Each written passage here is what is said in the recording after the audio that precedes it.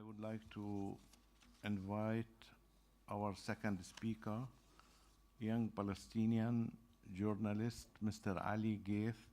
He has worked with major news channels in Jerusalem, including CNN and French channels TFI and France 24. He founded a media hub based in Ramallah to encourage other young journalists.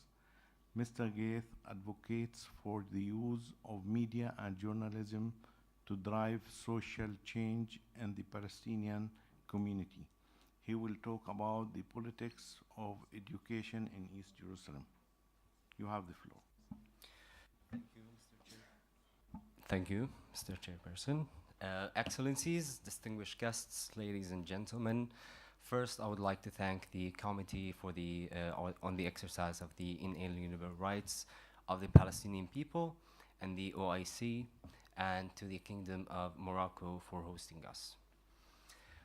Following Mr. Donald Trump's decision to officially consider Jerusalem as the capital of Israel, many have pondered upon the ramifications of such a decision on the ground in Jerusalem.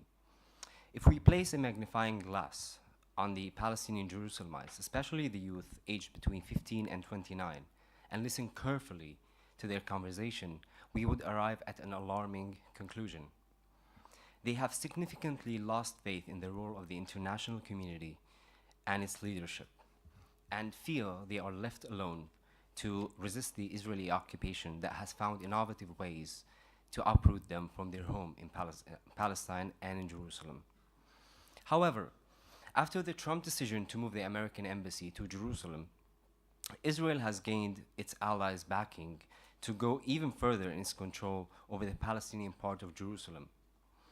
On what Israel calls Jerusalem Day, i.e. the holiday that commemorates the reunification of Jerusalem and the establishment of Israeli control over the old city in the aftermath of the June 1967 Six-Day War and what we consider as the occupation of Jerusalem, the Israeli government made a number of decisions as part of a $560 million five-year plan for the development of East Jerusalem.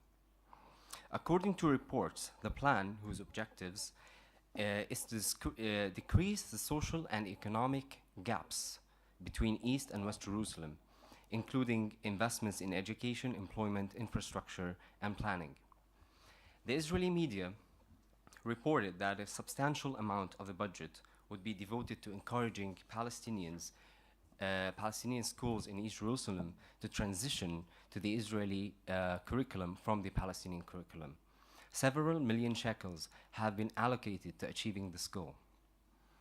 Mr. Trump's decision has subliminally rectified the Israeli control over East Jerusalem and its constituencies.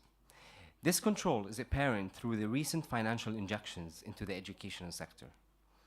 But as Israel sees it, knowledge is power.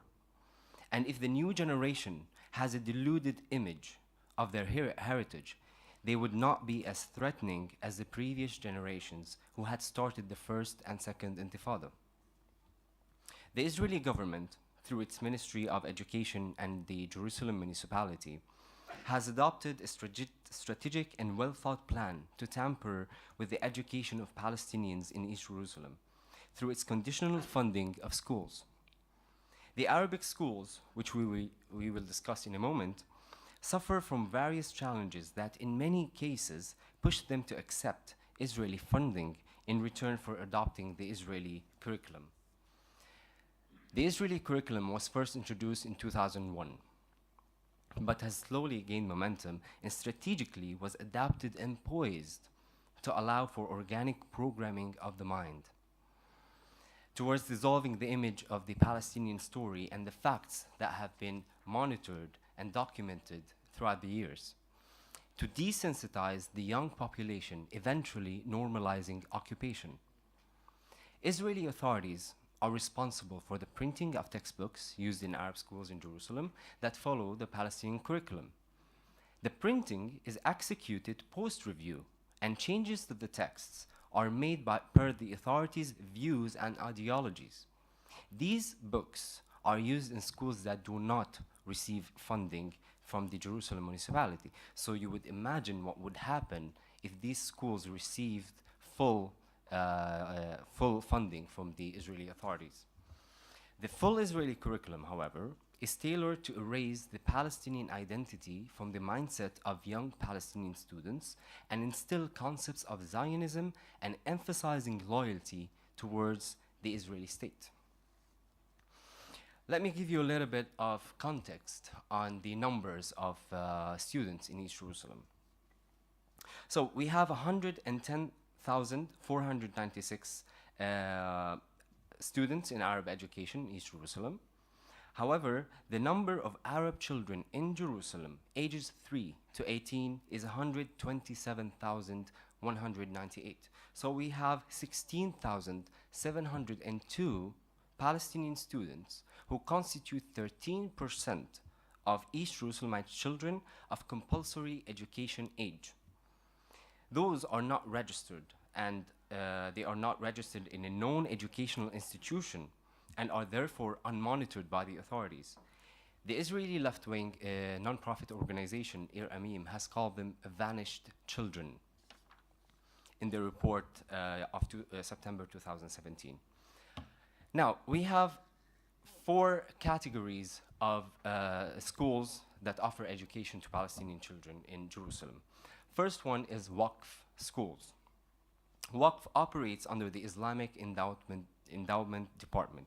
In 1994, these schools became affiliated with the Palestinian Ministry of Education. Thus, they adopt the Palestinian curriculum, which was introduced in the year 2000-2001. Other schools are private schools that are owned by individuals or a group of individuals. Also, there are other schools that work under the supervision of charitable societies and churches. These schools rely heavily on the tuition fees and to cover their expenses. However, 90% of these private schools receive funding from Israeli authorities, which in turn conditions the Palestinian curriculum that they teach at the school to be supervised by the printing body, which is the Israeli authorities. Number 3 are the schools run by UNRWA, which is responsible for paying salaries and providing school supplies. However, due to the funding reductions followed by the decision of the US government, the education of East Jerusalemite children are put in jeopardy. These schools refused to teach the Israeli curriculum since 1967. However, they adopted the Palestinian curriculum when it started in 2000-2001. Number 4, the schools supervised jointly by the Israeli Ministry of Education and the Jerusalem municipality. Of course, these schools, it goes without saying that they teach the full Israeli curriculum. And we will talk more about what problems this curriculum would, how they would affect Palestinian Jerusalemites. But let me take you on a trip on the most pressing challenges that face schools in Jerusalem. The first one is the difficult economic and social and humanitarian situation of Jerusalemite schools. Number 2 is the multiple authorities, which we have seen. We have 4 authorities. And this facilitates the integration of the Israeli narrative within the curriculum. And it raises a generation programmed according to that narrative. Number 3 is the lack of classrooms. We have 2,557 classrooms that are lacking, which includes the number of the vanishing children that we have talked about previously. Number 4 is the military checkpoints and separation wall, because 4% of students drop out of school because of the separation wall. The lack of competent educational staff in Palestinian schools in Jerusalem is another challenge. And last but not least, the Israeli Authority seeks full control over education in Jerusalem. How is that happening? They attract students and cadres to their schools in Jerusalem because 53% of students attend Israeli-run schools because they are almost free and well-equipped. They pay 200 shekels per year at these schools.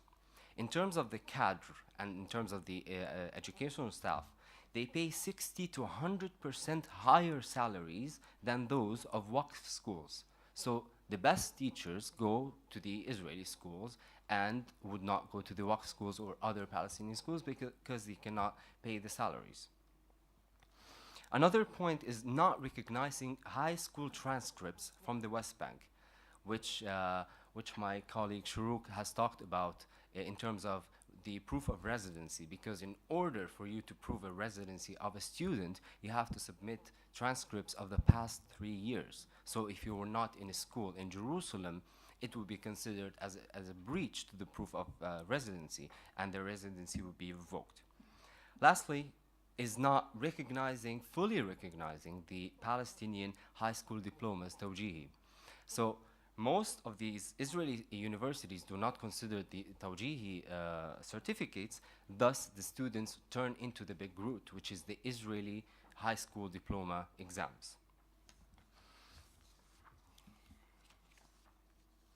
These challenges maximize the impact of the dire economic, social, and humanitarian situation in East Jerusalem, and they affect students both directly and indirectly.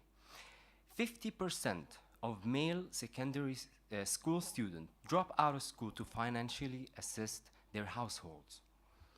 Females would turn into early marriages.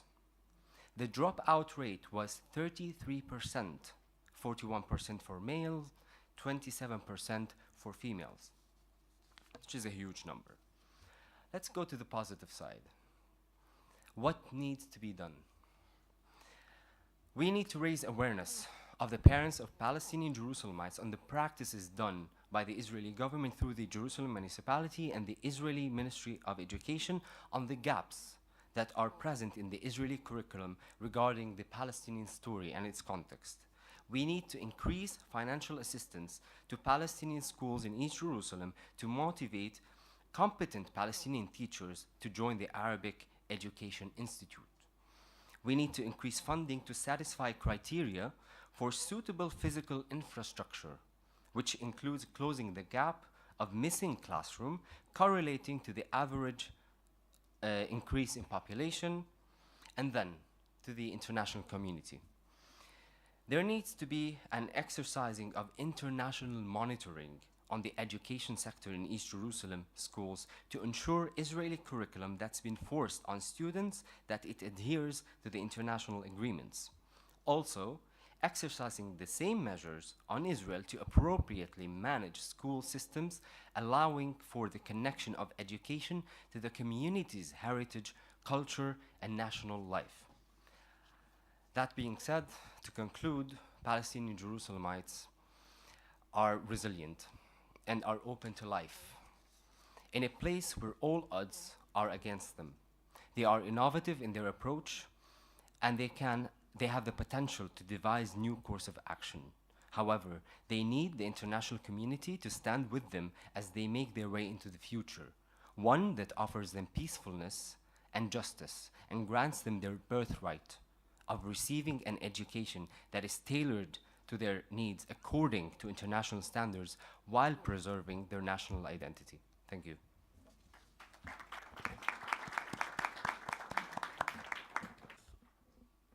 For your presentation on education in East Jerusalem, very informative, and